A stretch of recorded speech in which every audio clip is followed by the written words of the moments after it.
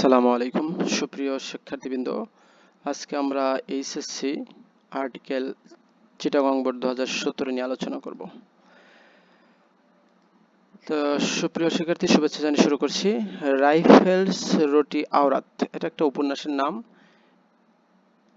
Is হয় first প্রথম, Bengali Nobel Bangla novel, on এটা তাহলে আমরা বলতে পারি দ্য ফার্স্ট বেঙ্গলি নোবেল, প্রথম বাঙালি novel, on the liberation war, যুদ্ধের উপর, অন দ্য লিবারেশন ওয়ার, স্বাধীনতার যুদ্ধের। এখন আমাদের যে কাজটা এখানে ব্যাখ্যা করা, আমাদের এখানে সাবজেক্ট নাউন হচ্ছে নোবেল, আমরা আর্টিকেলস মূলত নাউনের উপরে। তাহলে আমরা বলতে পারতাম যে rifle roti Aurat is a first Nobel, তাহলে মানে ইজ দা ফার্স্ট নোবেল, কারণ নির্দিষ্ট করে বলছে বেঙ্গলি নোবেল আর কি। কেমন novel? Bengali Bangla novel, on the liberation war, এই যে লিবারেশন ওয়ার অফ বাংলাদেশ, এই কথাটা তো কি মানে আমরা বলতে পারি এটাকে নির্দিষ্ট করে বোঝাচ্ছে যে স্বাধীনতার যুদ্ধের। তাহলে এখানে দাটা কি হবে? এই দাটা আর্টিকেল নির্দিষ্ট আছে, দাটা এখানে নির্দিষ্ট করে বোঝাইছে দা লিবারেশন ওয়ার মানে স্বাধীনতার যুদ্ধে। তাহলে আমরা বলতে পারি এখানে যে Raifel Roti Awrat is the first Bengali novel, প্রথম বাংলা উপন্যাস on the liberation war of Bangladesh, বাংলাদেশের স্বাধীনতা যুদ্ধের উপরে। This unique novel is written by Anwar Pasha, professor of Bangla department at Dhaka University.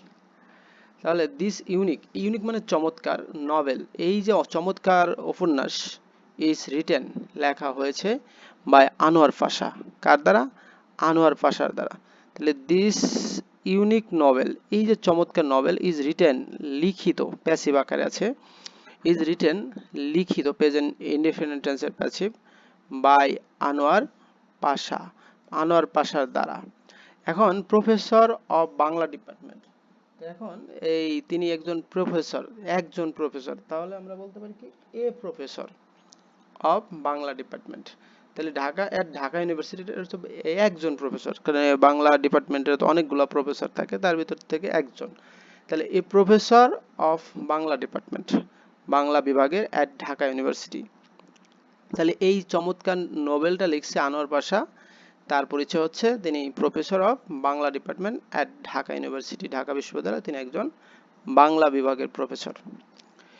হি রোট, রাইটের পাশে হচ্ছে রোট, হি রোট সে লিখলো,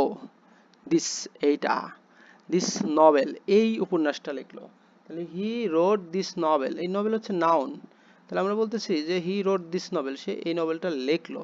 তাহলে এখানে আমরা ক্লোজ দিতে পারি, তাহলে এই নভেলটা লিখলো বিটুইন মধ্যে এপ্রিল অ্যান্ড জুন, এপ্রিল এবং জুনের মধ্যে লিখলো। এপ্রিল বিটুইন হচ্ছে দুইটা বিষয়ের ভিতর থাকে, এখানে এপ্রিল মাস এবং জুন মাসের মধ্যে তিনি লিখলেন। ইন 1971 সালের জুন এবং এপ্রিলের মাঝামাঝি এই নোবেলটা লিখলেন। তাহলে দিস মানে এখানে দা, তো এই জন্য আর আর্টিকেল নতুন করে দেওয়ার দরকার নাই। তাহলে দিস আর হচ্ছে আর্টিকেল, দাকে বোঝাইছে, দিস নভেল মানে হি রোট দ্য নভেল, একই কথা। হি রোট দ্য নভেল, সে নোবেলটা লিখলো, অথবা হি রোট দিস নভেল, সে এই উপন্যাসটা লিখলো between April and June in 1971 সালে জুন মাসের মধ্যে। দ্য মেইন ক্যারেক্টার, প্রধান চরিত্র ইন দিস নভেল, এই উপন্যাসের প্রধান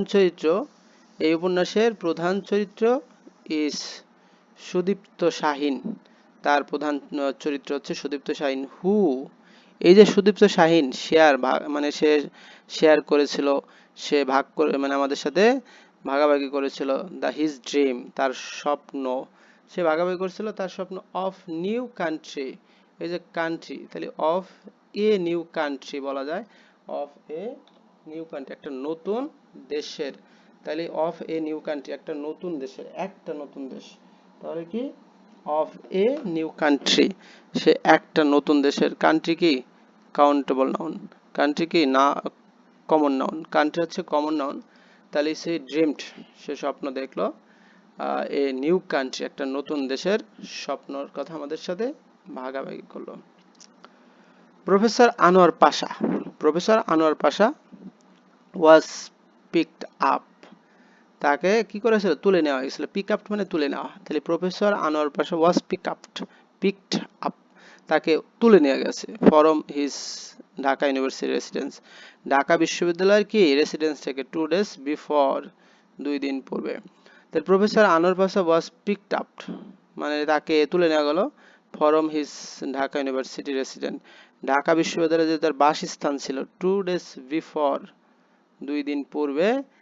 এখন বিফোর ভিক্টোরি, তাহলে বিফোর দা ভিক্টোরি কেন, কারণ ওই যে নির্দিষ্ট করে ভিক্টোরির কথা বলছে, বিফোর দা ভিক্টোরি একেবারে ভিক্টোরির বিজয়ের পূর্বে, বিফোর দা ভিক্টোরি নির্দিষ্ট করে বলছে ভিক্টোরির পূর্বে তাকে কি তুলে নিয়ে গেছে 2 দিন আগে, মানে 14 December.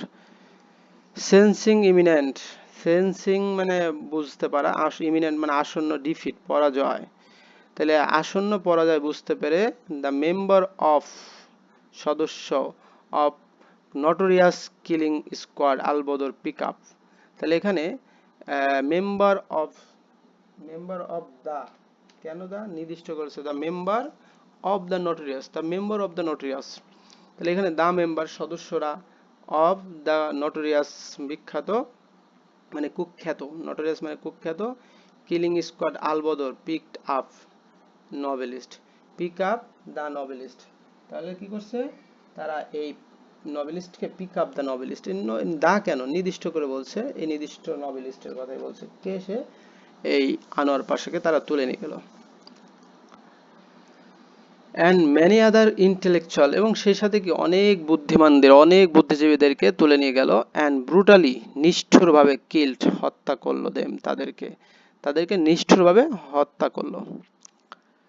According to Banglapedia, according to Banglapedia, তো বাংলাপিডিয়া তো নির্দিষ্ট করার কিছু নাই, অ্যাকর্ডিং টু বাংলাপিডিয়া, বাংলাপিডিয়া অনুসারে এখানে ক্রস হবে, তাহলে অ্যাকর্ডিং টু বাংলাপিডিয়া, বাংলাপিডিয়া অনুসারে, মানে বাংলাপিডিয়া হচ্ছে প্রপার নাউন, প্রপার নাউনের আগে আর্টিকেল বসে না, বাংলাপিডিয়া হচ্ছে প্রপার নাউন, প্রপার নাউনের আগে কি বসে না, আর্টিকেল বসে না, তাহলে অ্যাকর্ডিং টু বাংলাপিডিয়া, বাংলাপিডিয়া অনুসারে অ্যারাউন্ড প্রায় 991 একাডেমিক্স, প্রায় 991 জন শিক্ষাবিদ, 13 জার্নালিস্ট 13 জন সাংবাদিক, 49 ফিজিশিয়ান 49 জন পদার্থবিদ, 42 লয়ার 42 জন আইনজীবী, অ্যান্ড 16 আদার ইন্টেলেকচুয়ালস, এবং 16 জন অন্যান্য বুদ্ধিজীবী ওয়ার কিল, তাদেরকে হত্যা করা হলো, প্যাসিভ পাস্ট ইনডিফিনিট টেন্সের প্যাসিভ করা আছে, হত্যা করা হলো ডিউরিং দ্য লিবারেশন